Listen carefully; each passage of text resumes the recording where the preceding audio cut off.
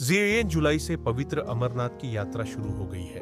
हिमालय की सुंदर पर्वत श्रृंखलाओं में स्थित अमरनाथ हिंदुओं का सबसे अधिक आस्था वाला पवित्र तीर्थ स्थल है। अमरनाथ यात्रा हर साल जून जुलाई के महीने में शुरू होती है, जो शिव भक्तों के लिए बहुत महत्व रखती है।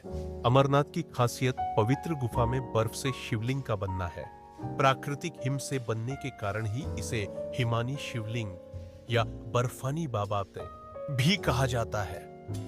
मां पार्वती ने जाना मुंडमाला का रहस्य। पुराणों में वर्णित है कि एक बार माता पार्वती ने भगवान शिव से पूछा कि आप अजर अमर हैं और मुझे हर जन्म के बाद नए स्वरूप में आकर फिर से वर्षों की कठोर तपस्या के बाद आपको प्राप्त करना होता है, और आपके कंठ में पड़ी यह नरमुंड माला तथा आपके अमर होने का रहस्य क्या है। शिव ने पार्वती से कहा कि इस मुंड की माला में जितने भी मुंड यानी सिर है वह सभी आपके हैं। देवी पार्वती ने भगवान शिव से पूछा, यह भला कैसे संभव है कि सभी मुंड मेरे हैं। इस पर शिव बोले, ये सभी मुंड उन पूर्व जन्मों की निशानी है।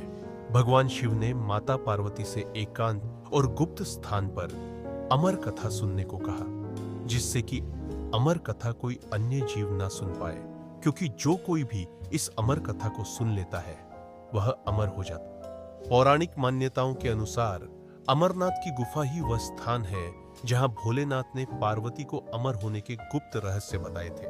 कद्रू के पुत्र कबूतरों ने सुनी कथा।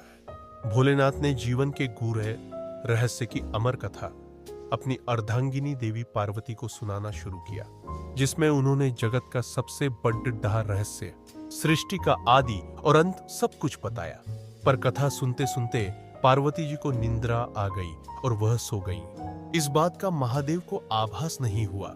वे अमर होने की कथा सुनाते रहे, लेकिन गुफा में पहले से ही मौजूद 2 सफेद कबूतर श्री शिव जी से कथा सुन रहे थे और बीच बीच में हूं हूं कर रहे थे। शिव जी को लग रहा था कि देवी पार्वती कथा सुन रही हैं और बीच बीच में हुंकार भर रही हैं। इस तरह दोनों कबूतरों ने अमर होने की पूरी कथा सुन ली। कथा समाप्त होने पर शिव का ध्यान पार्वती जी की ओर गया, जो सो रही थी। शिव जी ने सोचा कि अगर पार्वती सो रही है तब इस कथा को सुन कौन रहा था। तभी उन्हें दोनों कबूतर दिखाई दिए। शिव जी उनका वध करना चाहते थे, क्योंकि उनके अमर हो जाने पर सृष्टि का संतुलन बिगड़ क्या की सकता था। इस पर कबूतरों ने विनती की, हे भोलेनाथ, जीवन और मृत्यु के दाता तो आप ही हैं। यदि आप हमें मार देंगे तो आपकी अमर कथा का महत्व नहीं रह जाएगा।